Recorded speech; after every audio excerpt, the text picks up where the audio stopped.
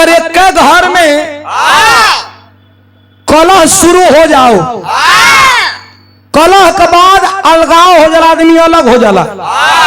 अगर अलगाव होइला के बाद भी वो कलह रुके न तो वो कर जाना थवा उपाय का है आर या तो हिंदुस्तान पाकिस्तान का बंटवारा काहे भाई?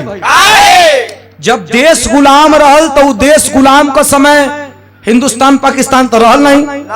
का हिंदू क्या मुस्लिम हर जाति हर धर्म के लोग का ये नारा था कि मुझे अंग्रेजों को बाहर करना है और देश को आजाद करना है।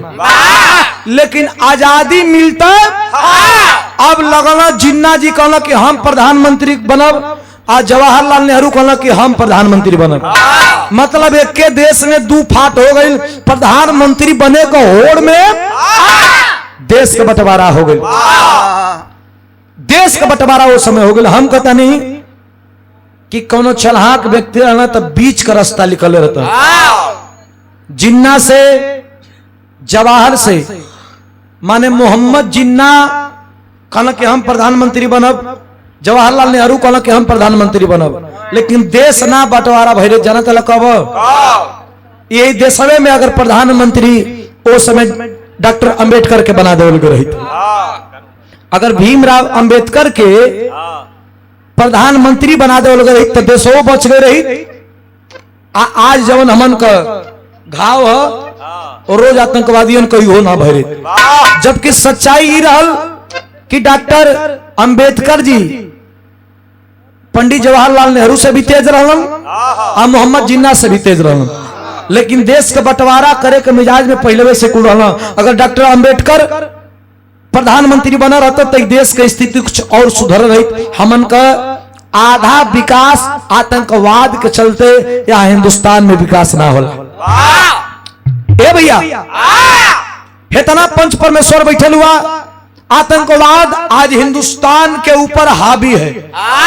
लेकिन कब हावी होता है आतंकवादी हमारा हिंदुस्तान में? कब होता है? जब हिंदुस्तान में चुनाव होता है। ये भी एक सोचने वाली बात है। रिकॉर्ड उठा करके देख लीजिए, जब हिंदुस्तान में कुछ न कुछ का चुनाव होता है तब आतंकवादी हमला होता है। उरी आतंकवादी हमला, देश में चुनाव। पुलवामा आतंकवादी हमला, देश में चुनाव। पहलगाम आतंकवादी हमला, देश में चुनाव। इस साला जब चुनाव होला तब आतंकवादी हमला होला, इस समझे में नया होला। जबकि हमन का देश का नेता ही कहना कि देश इतना विकास हो गई बा कि एक चींटी भी अगर इधर से और होई तो एक पता हो जाए। लेकिन आतंकवादिया कई सौ टन यानी कई कुंटल आरडीएक्स बम लेके कुलावेलन, लेकिन एक पता आज तक ले चलल एक चलबे नहीं कल की कुल लगैले नहीं चाहला, पता ना चलेला। लेकिन एक में घाटा के कर देश का आम नागरिक का भैया। ये हमारे डॉक्टर छोटे लाल प्रधान पद के प्रत्याशी जी ग्राम प्यारेपुर सलाउद्दीनपुर फरमाइश हाथी वाली बटनिया के धई धई दाबे के ना भैया।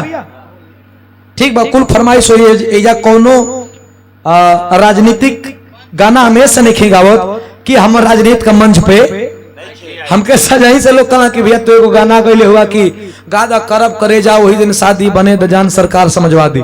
लेकिन हम गई नहीं है ना गई नहीं है ऐसे कि राजनीतिक मंच एक गाना और गईले बनी कि मम्मी पापा का संगे जान आज समझवादी में, लेकिन गई नहीं है ना गई है कि हम ना गई। ऐसे कि मंच पे राजनीतिक मंच ना है। कैसे मास्टर 100 रुपया पुरस्कार, लेकिन आप जब सुनते हैं तो आपको दिल से धन्यवाद।